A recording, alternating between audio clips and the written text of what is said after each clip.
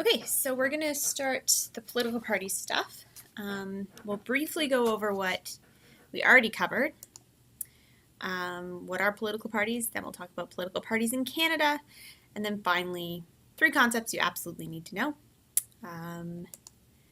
So let's keep moving. So we watched this video. I won't show it again, but we watched this video about how political parties work in Canada. The main reason I did that is because I know a lot of you are in the third year Canadian politics right now, so all you would have is the 205 class. So it's important to kind of go over the basics just in case. And then as you watch this, if you haven't already done so, think a little bit about these 3 questions about why they're important for governance, how citizens can influence party policy, and what party discipline is like in Canada. Then we talked about the major functions of a political party. You're welcome to kind of fast forward through this if you were in the class. We say that there's generally 5 main functions. The first is the recruitment and training of political leaders. So nearly everybody who becomes an MP does it through a party nomination process.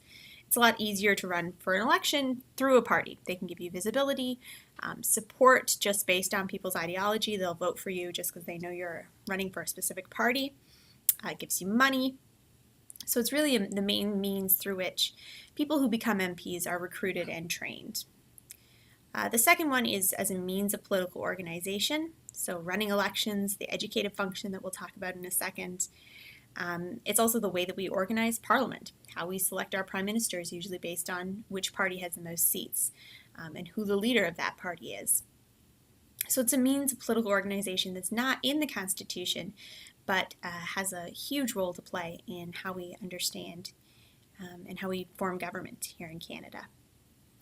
The educative function, ideally in an ideal world, political parties would be involved in debating major issues, trying to inform the citizenry to get them to vote for them, and through that causing Canadians to discuss and talk about politics and become more informed. I'm questionable whether they still do that, but ideally they should be educating the population because they have this interest in getting them to better understand what their platform is so that they'll vote for them. Interest aggregation essentially means bringing together different interests into a comprehensive platform. So there's a variety of different beliefs that people have about politics, ideas of what they want to happen, but you can't necessarily have everything all at once. And so it's about bringing these all together into a platform, costing it out, and seeing what kind of programmatic changes can actually be made. The last is the policy input channels, the idea that the political party is involved in making the policy, the government gets it passed through and gets it initiated, or gets it actually implemented. There we go. So obviously this is kind of review from stuff you probably knew from 205, but it's important to keep this in mind as we talk more about political parties. So this is where we did the political parties activity. I figured rather than kind of boring you with information about each political party, so if you were not in the class, you're welcome to do this on your own. Think about the major parties. We had 6 groups, so we had the Liberal Party, Conservative Party, NDP, Green Party, Bloc Québécois, and the People's Party of Canada, the 2-week-old new party of Maxime Bernier. And so just generally, if this is not something that you're familiar with, familiarize yourself with the different parties. And then what we did is we talked about how we might put them on an ideological spectrum. So I'll just go through what 2 of them look like. So there's a variety of different ways of mapping an ideological spectrum. We often talk about the left-right axis in terms of the economy.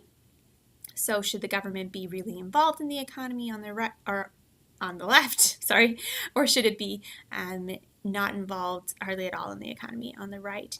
Same with a social dimension. So progressive, should the government be involved in the social aspect of people's lives, or should they be allowing people to make their own choices there?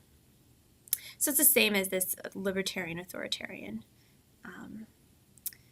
axis here that the political compass uses. If you haven't done the political compass, I'd highly recommend, or Vote Compass for that matter, I'd highly recommend you can just kind of Google political compass or Vote Compass and kind of see where you fall and where you fall in relation to the parties. So as you'll notice, the left-right dimension's the same, but authoritarian conservative, they kind of have flopped them around. So this cluster of parties, very left-leaning, very progressive, and then the Conservative Party over here. You'll notice on this side, the Conservative Party is also further away from the other parties. This one has the bloc in it as well, which tends to be more of a left-leaning party. So this is what they would say. I mean, there's no real science.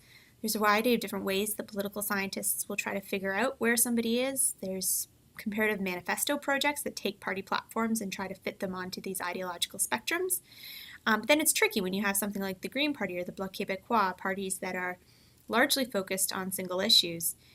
If that issue doesn't fit on a spectrum, where do we really put them? So that's one of those questions that political scientists often ask about ideological spectrums, is where do we put parties that that are on dimensions that we might not have in this really easy 2D spectrum. So we didn't get to this part, kind of 3 important things you need to know about political parties. Maybe some of them will be familiar to you, but it's always good to review. So we're going to start with this one, cleavage theory. So essentially, Lipson and Rockin, 2 political scientists who came up with this idea that there are certain basic divisions in society, essentially splitting of political systems along certain ideological lines.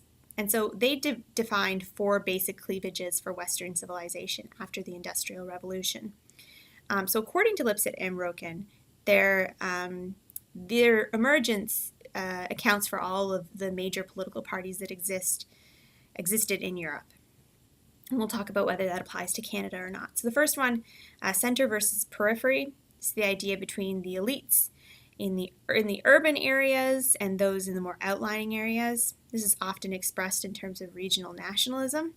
So Spain, in many regions, especially Catalonia, for example, has regionalist or separatist parties. And this division is largely caused by the emergence of the nation state, where you're putting a whole bunch of different cultures and regions into one larger state. Urban-rural, or it could also be like land and industry, essentially looking at freedom of control over land and control over individual lives. Also taxes and tariffs and how that works. Very much in the UK, this emerged as a key cleavage. Church and state division between religious and secular voters. So a lot of parties in Europe have Christian democratic parties that are slightly right-leaning, that emerged based on church support as opposed to state support or common people support. And then, of course, owner and worker. We love to talk about that when we talked about communism or socialism. The idea of a class cleavage and the forming parties on a left-to-right spectrum. And so this one's kind of often, when we say even just a one-line ideological spectrum, we use this owner-worker idea. So I guess the question would be then, if political parties reflect these basic divisions in society, then how could Canada's parties be defined on these divisions? So this is a point where I would ask you to kind of try to fit each of these parties into a division. You know, we could say that there's a center-periphery issue with the Bloc Québécois, but it's also, you know, a separatist party, so it might fit there. NDP might be more of an owner-worker cleavage based on the union base that it used to have, or maybe still has, depends on it. But the question is, okay, well then what about the Green Party? Or what about a single issue party that doesn't fit into one of these cleavages? Likewise, what about the Conservative and Liberal parties? So those are 2 rather large parties that don't really seem to be reflecting a specific cleavage. So that's kind of the question that we talk about in Canadian politics is, what are the major cleavages that exist today? What is it that divides us, and do our political parties reflect that?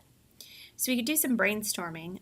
I created a list of some cleavages, things like religion. You can see Catholics tend to vote for the Liberal Party, which is very kind of surprising that it's still so important if you look at the data on the support for the Liberal Party. Language.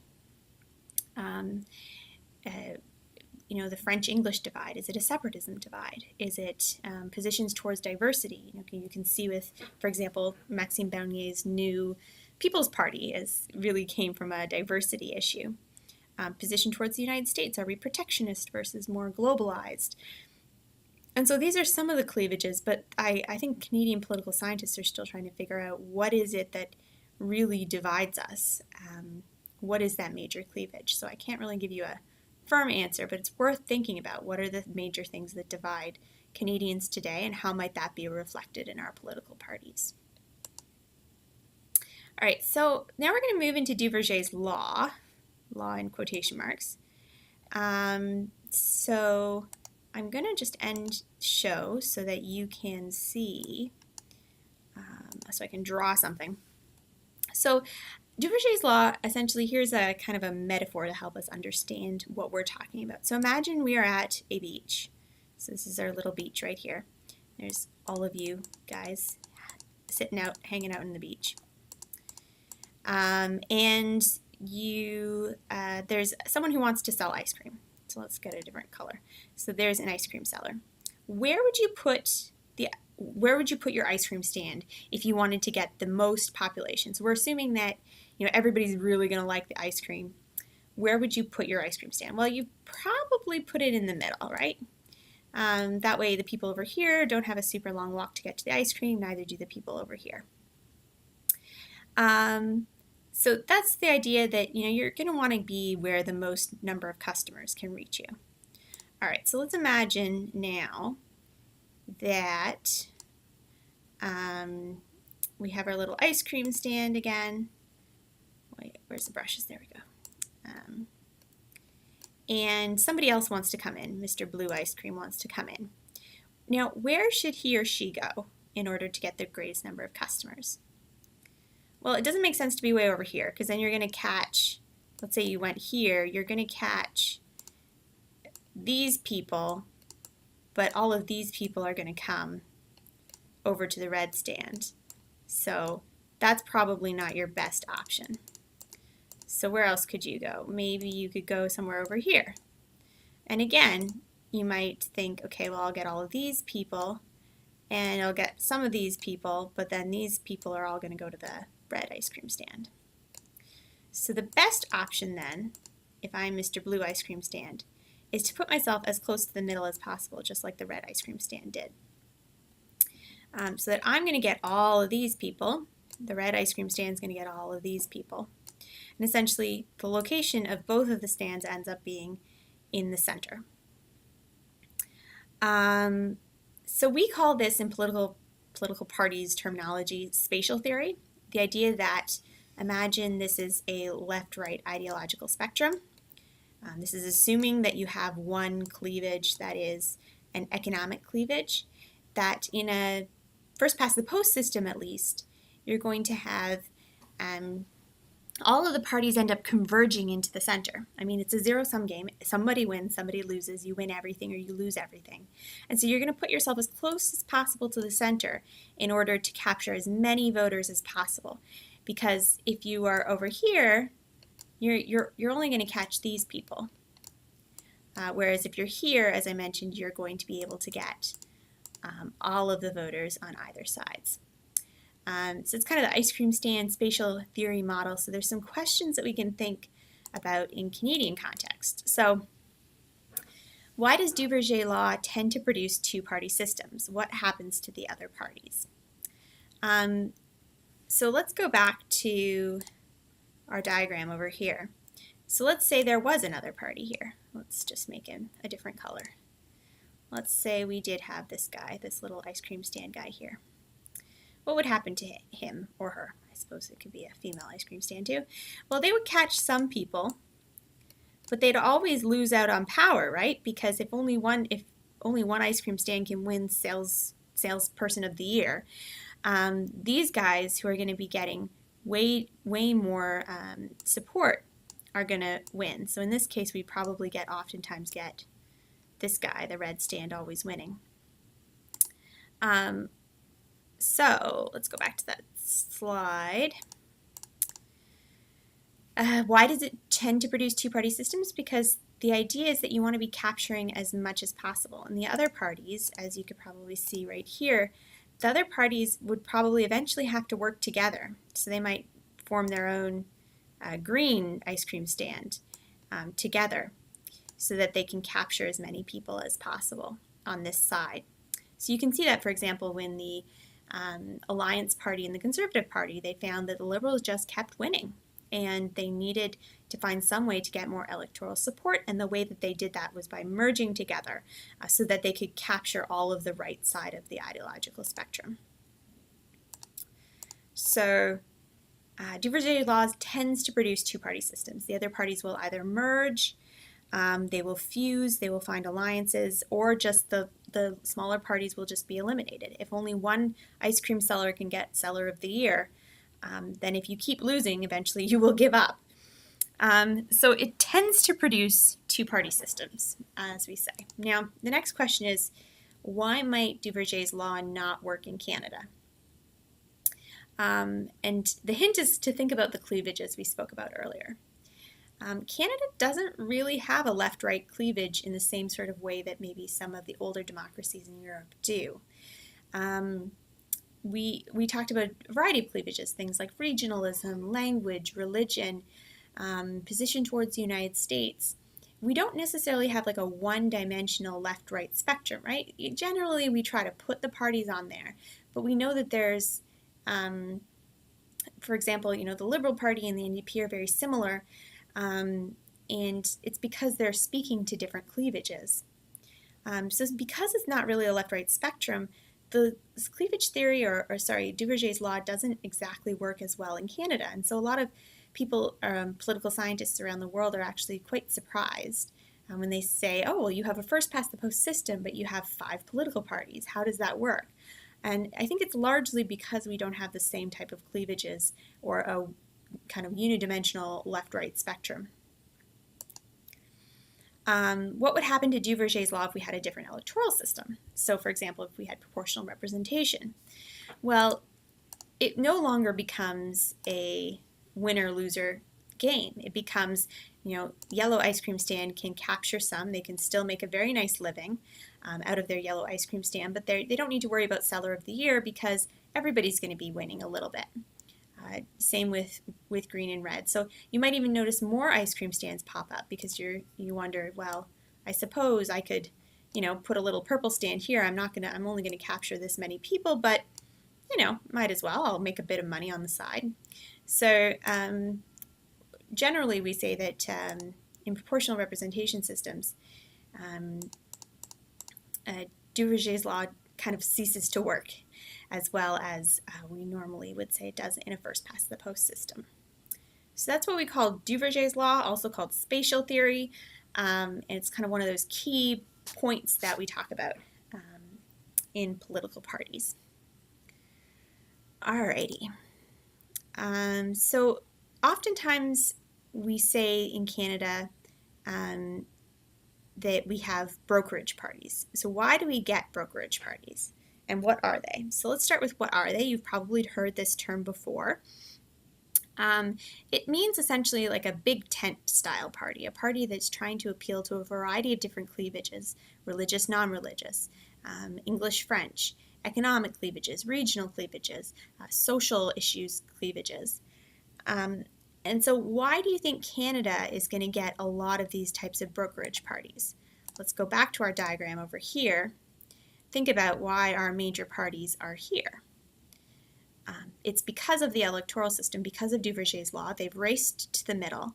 And because of that, they need to capture as many people as possible. So they need to make sure that all of these people, so this little blue stand, needs to capture the interests of all of these people. And if they want to get any other electoral success, they're going to have to come over here too. And same with the red. They're going to want to capture as many people as possible underneath their ice cream stand. So in the same way, we say that in Canada, because we have a first-past-the-post system, the parties that are likely to get power are going to try to capture as many cleavages as possible. We call this brokerage politics, or the idea of a brokerage party that tries to capture as many interests as possible under one big tent. All right, so the last thing we wanted to cover today was the franchise model, and that was in one of your readings, in particular, The Politics of Tecumseh Corners, which is probably one of my favorite political science readings. I quite love it. And essentially, the franchise model talks about how political parties in Canada are actually have a variety of different levels. So we have the National Party headquarters. So I give the example with the Liberal Party in each of these, which is doing all of the kind of high level work on deciding on policies, supporting the party in government, running a national election campaign that we'll talk about later. And it's really run by the party leader and the party president. Maybe versus is not the best one to have there, but there will be a party president who's just an ordinary person who's at the head of the party, and then the party leader who is the party leader in government. So in the Liberal Party's case, the Prime Minister, Justin Trudeau. Underneath that, you have regional party associations. So the Liberal Party, for example, is broken up into regional associations. They're going to oversee all the constituency associations. They're going to try to represent the interests of their region. And then the final level will be the constituency association. So that is the local party. So for example, here, the Kingston and the Islands Federal Liberal Party Association, which is a bit of a mouthful. They'll be involved in things like candidate selection, doing the local campaign that we'll talk about next week, social events, and trying to support the MP or the candidate to get them as visible as possible. And so the question is, which of these levels has the most power? So there's good arguments why one could say, well, no one actually thinks much about local campaigns anymore. When you vote, you tend to vote based on the party leader or vote based on the party. So you might think the National Party headquarters is important. But you could also think the constituency association matters a great deal. They actually get to choose the individual candidates. It's just the party members in that particular riding that is deciding who these actual MPs are going to be. And so this candidate selection aspect has incredible amount of control then for the constituency association. They're also running the grassroots campaigns that are actually getting people out to the polls, that are actually looking at local interests. And that can be very important especially in really tight races. Whereas the National Party, they're doing the national campaign and bringing the leader on their tour bus and doing the national ads and working on the debates, for example. A lot of people would say that people pay more attention to these sorts of national party campaigns. So there's a really good tension in the literature about where in this hierarchy is there really the most power. Just a note in case you didn't quite catch it from the readings, when we say franchise model, it's like a McDonald's, right? You have the national McDonald's and they kind of set the policy, they set the menu, and then the local association still has a little bit of power in terms of what their local McDonald's does, but they're still sporting that brand of the National Party. This would probably be like the country level McDonald's, so that you can have like your McAw's burger or whatever. Things that are regionally appropriate. So that's the franchise model. So just to recap, we did 3 main concepts. We talked about cleavages and why there are certain divisions and how that translates into parties. We talked about Duverger's law and how the electoral system is going to influence what types of parties emerge, And then we finally talked about the franchise model, about how in Canada we have parties that are at both the national, regional, and local level. So we'll leave it there for now. And if you have any questions, shoot me an email. Happy to chat further about this. And we'll see each other soon. So let's just turn this off.